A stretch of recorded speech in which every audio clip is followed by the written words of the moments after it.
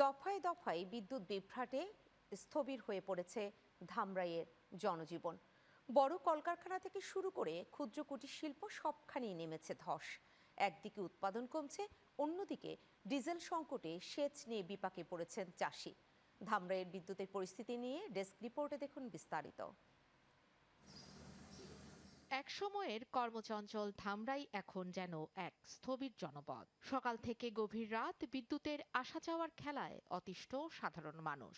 বিশেষ করে ক্ষুদ্র ও মাঝারি শিল্পে নেমে এসেছে চরম বিপর্যয়।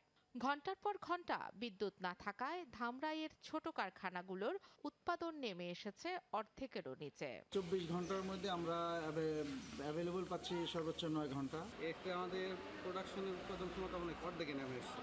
বিকল্প ব্যবস্থায় জেনারেটর চালিয়ে উৎপাদন সচল রাখার চেষ্টা করা হলেও জ্বালানি খরচ বেড়ে যাওয়ায় পাল্লা দিয়ে বাড়ছে উৎপাদন ব্যয়। সেই সঙ্গে জ্বালানি পেতেও বিড়ম্বনার শেষ নেই। জেনারেটর চালাতে যে আমাদের জ্বালানি সংকট, আমরা কিছুতেই আমাদের এখান থেকে নিকটস্থ কোনো ডিপো থেকে আমরা তেল পাচ্ছি না। 6 থেকে 8 ঘন্টার মতো বিদ্যুৎ থাকতেছে না। তার কারণে হলো সেটা আমাদের শ্রমিক যারা আছে তারা বসে থাকতেছে। কলকারখানার বাইরে কৃষি প্রধান এই অঞ্চলে হাহাকার ছড়িয়েছে ফসলের মাঠেও। বিদ্যুৎ না থাকায় সেচ পাম্পগুলো অকেজো হয়ে আছে। বিকল্প হিসেবে ডিজেল চালিত পাম্প ব্যবহার করতে চাইলেও সেখানে বাধা হয়ে দাঁড়িয়েছে ডিজেল সংকট। পানির অভাবে শুকিয়ে যাচ্ছে মাঠের ফসল। 10 মিনিট দেয়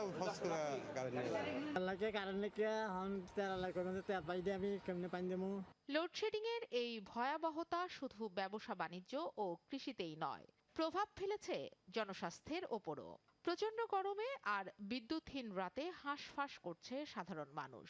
বাড়ছে ডায়রিয়া সহ গরমজনিত রোগ। স্থানীয়দের অভিযোগ, বিদ্যুৎ অফিসের কোনো সঠিক পরিকল্পনা না থাকায় ভোগান্তি এখন চরমে। দিনে তো কারেন্ট যায়, এটা মানা যায়, কিন্তু আমাদের রাতেও কারেন্ট থাকে না। পরিমাণ কারেন্ট বর্তমানে যাইতেছে, আর যে গরম।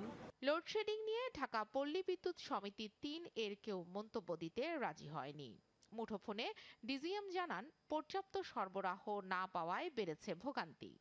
লোডের সামনে ডাটা তো ওটা টাইম টু টাইম ভ্যারি করে, তো আমরা লোডশেডিং এর বিষয়টা ওইভাবে আসতেছি না। তো ধামরাই উপজেলায় মোট 150 মেগাওয়াট বিদ্যুতের চাহিদা রয়েছে। গত 2 দিনের সর্বোচ্চ 40% ঘাটতি রয়েছে বলে জানিয়েছে পল্লী বিদ্যুৎ। Channel 9 news desk.